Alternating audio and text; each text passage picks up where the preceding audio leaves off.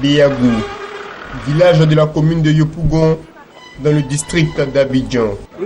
Il offre à ses visiteurs un paysage de cartes postales.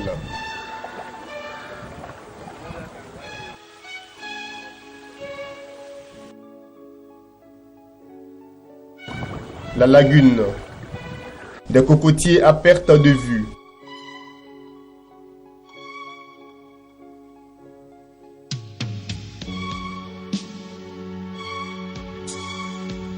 Des kilomètres de sable blanc.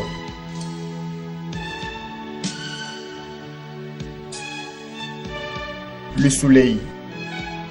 La nature a offert de quoi faire de ce village à Tchan un paradis terrestre. Mais les hommes en ont décidé autrement.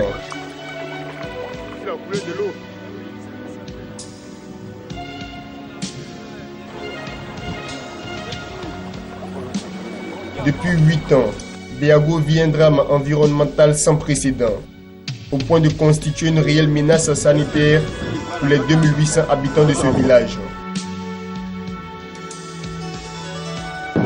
Ces tonnes de déchets provenant de la morgue, de la zone industrielle et des millions de ménages de la commune ne cessent de polluer l'eau et l'air.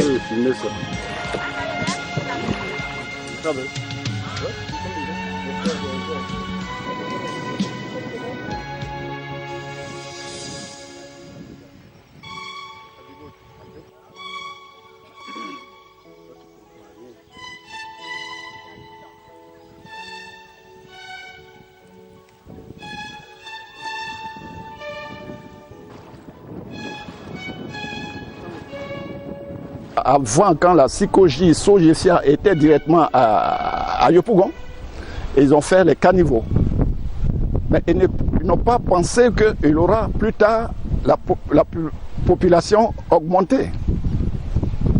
Des eaux qui viennent de partout. Plus tard, le caniveau qu'ils ont fait directement bouché. Trop petit. Donc l'eau a cherché. Ouais, il cherche sa route directement. C'est là que l'eau est venue jusqu'ici. Pensant que c'est des petits trucs. Au fur et à mesure, ça crée. Voilà, c'est devenu autre chose. Tous les marchés qui sont à Yopougon, dans la commune de Yopougon, ils n'ont pas de bac à poubelle. Donc quand il pleut directement, tout le monde déverse les saletés dans les caniveaux.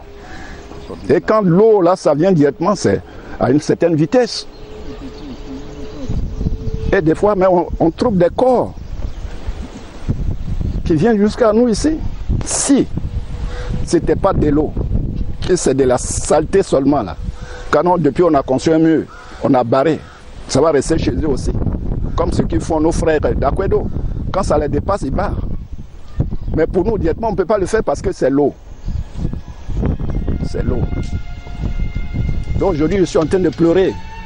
Je pleure qu'ils n'ont qu'à nous sauver. Sinon, un jour, Béagou va disparaître. La pêche, l'activité principale des peuples lagunais, donc quelqu'un veut venir ici. Les poissons sont partis jusqu'au port. Là-bas, quand on va là-bas, c'est les marins là, ils sont fatigués. Donc, c'est pas trop ça, quoi. Moi personnellement, je veux plus manger les poissons de cette lagune. Parce que quand on prend les poissons, là, tu vois dans les branchies, là, la saleté. Du côté des jeunes, ça fait beaucoup de chômage. Présentement, même, il y en a plein qui ne travaillent pas, qui sont à la maison. Or, pourtant, avec la lagune, d'autres s'en sortent. Ils peuvent même vendre les poissons, même à 5 000, 10 000. Ça fait la journée. Mais aujourd'hui, ça ne sort pas. À l'époque, ils partaient à leur pêche, ils venaient, ils vivaient avec les familles, il n'y a pas de problème. La baignade, la distraction favorite, est devenue quasiment impossible, au risque de s'exposer à des microbes et bactéries pouvant causer des infections cutanées. Avant aussi, quand on travaille beaucoup, qu'on est fatigué, c'est dans la lagune. On va se baigner dans la lagune, on est tranquille, avec l'eau de la lagune très fraîche. Maintenant, ce n'est plus le cas. Quand ça commence comme ça, au dès qu'il vient à ma frère, on ne peut même pas le sauver. Avant, il n'y a même pas ça. Tout est propre, on nage, on fait tout, on fait ce qu'on veut. Mais maintenant là, c'est que tout est gâté. Tout est pourri, on ne peut rien faire. Une odeur nauséabonde s'est même répandue dans tout le village. Difficile de respirer. Les villageois ne sont pas à l'abri de troubles respiratoires. Nous vivons actuellement, avec des moustiques, les mouches. On a du mal à piller le foutu, les mouches. La journée, les mouches. Le soir, c'est les moustiques. On ne peut plus se reposer au dehors. Avant, chez nous ici à Béago, la plupart des jeunes et puis des mamans, les hommes, c'est dans la rue. Ils se reposent beaucoup dans la rue lorsqu'on est fatigué. Dans ces temps-ci, on ne peut plus. Ça fait beaucoup de temps, on ne peut plus. Souvent, quand il y a une cérémonie, c'est ici, c'est chez le chef du village de Béago. On ne peut rien faire. L'odeur. Les gens sont venus manger les mouches, de grosses mouches. De grosses mouches. Vraiment. C'est difficile. Hein? Les filles font des fausses couches. Les enfants morts-nés. Tout ça, ça provient de ces eaux.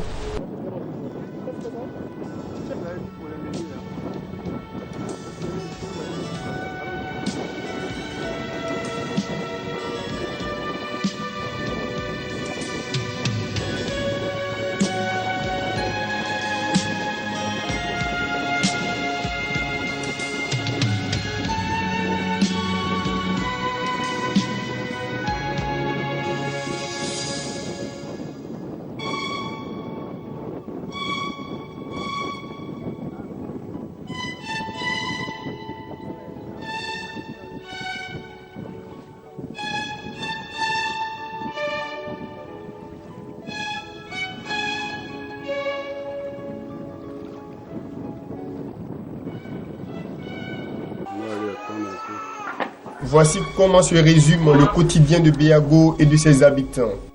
Plusieurs portes ont été frappées depuis le début du problème en 2008 pour tenter de trouver une solution à leur problème. Mais elles sont jusque-là restées fermées.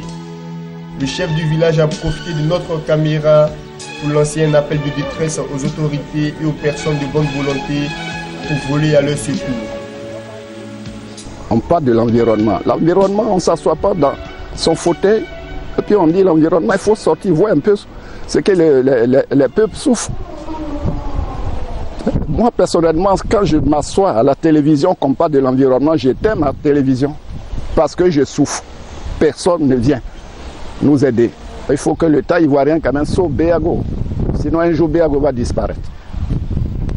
C'est pas normal. Béago fait partie de la Côte d'Ivoire. Donc, je demande au président de la République de penser à Béago. Béago ne peut pas rester éternellement dans ces saletés. Faut pas, ils vont attendre directement au dernier moment. Ils vont venir avec les sacs de 5 kilos.